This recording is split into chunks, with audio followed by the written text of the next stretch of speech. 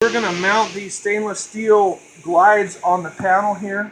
So the first thing we have to do is pull the wand out. These do not have a detent on them. You just pull them straight out. So there's nothing, no little tabs to pull or anything. Just like that. Now, this one, the top one, you want the bent part of the panel on your left side. The straight part is on the right. This is going to be, the bent part of the glide is the back of the glide. The front has the little white or black plastic on it. The back part of the glide goes flush with the back of the panel. So we'll show you how to attach it in just a second. Push pause. Okay, so we have two drills. These are over on the top of the Hughescraft panel cart. So this is the pre-drill. So we're going to flush this up in the back like that. Then we're going to pre-drill this hole. I usually do the second hole from the back. And you want to have the speed here on number 2 so that it's drilling quickly. And you just poke the hole right through like that. Then you're going to take the next drill, which has a Phillips driver tip on it. And I'm holding this up so it doesn't slide down with my left hand. And I'm going to stick that in. You got to be careful not to snap the screw off. So just go slow and don't ratchet it real hard. It'll break the screw. Okay, pause. Okay, so there's 3. We usually put 3 screws in these. You have to move this thing back and forth so you can see that center hole. So it's the same deal. Just drill through there, and then I do this back one of the 3 just to get it further from the edge, and obviously try not to drill a hole in your finger. Then you put the last 2 screws in the same way. Being careful not to spin them too hard or too fast and break them. Okay, pause. Okay, so on the bottom side here, we're going to use the wand as a spacer at the bottom. That's got to be exactly flush. This has to be straight or the door won't function properly. And again, it's flush in the back on my right hand. If you flush it on the other side, it'll be upside down. So same thing here. I'm going to pre-drill. Now I usually pre-drill and put 1 screw in, and then I can straighten it on the front. So pre-drill it, put a screw in. Okay, pause that. So once I've got that one in, I can flush this with the bottom so it's exactly the same on both sides. I just put the back one in first.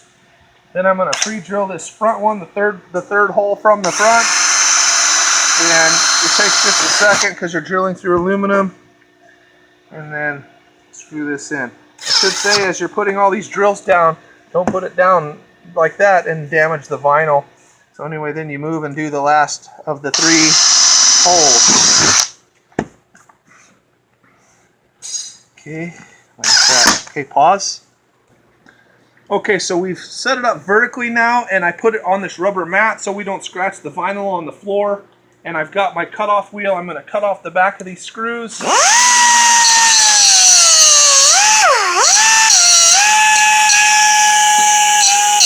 I try not to cut into the vinyl really badly.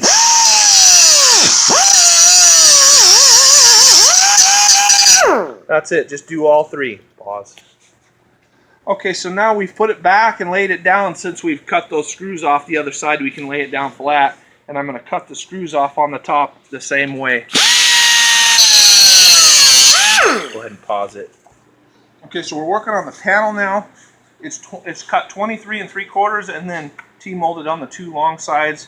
Then this is a 45-inch slider door, and we usually cut this 5/8 3/4 small. So the panel is cut 44 1/4. So now we're going to drill for the handles. There's a stop here. We're going to put our panel up against the stops in the back and up against that.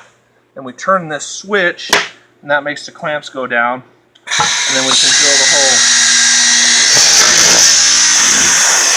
Just like that. Now we're going to flip it over and do the other side. There's another stop on the other side here. So, and they're offset so the holes are in a little bit different place so that the handles don't hit each other. Big thing is don't have your fingers under that when you turn this because it'll smash your finger and you lose your nail. And that's it. So these are ready to have the handle put on. Okay, so we've taken this to the edge sander and sanded it flat a little bit in the back because when it's round, it's actually too big. So we're going to set it in there, and then the handle part goes to the outside. So we get it in there as square as we can. And we have this drill that's got a VIX bit in it. That's got a centering hole. So I'm going to line that up straight and then drill a hole like that for all 4 of these.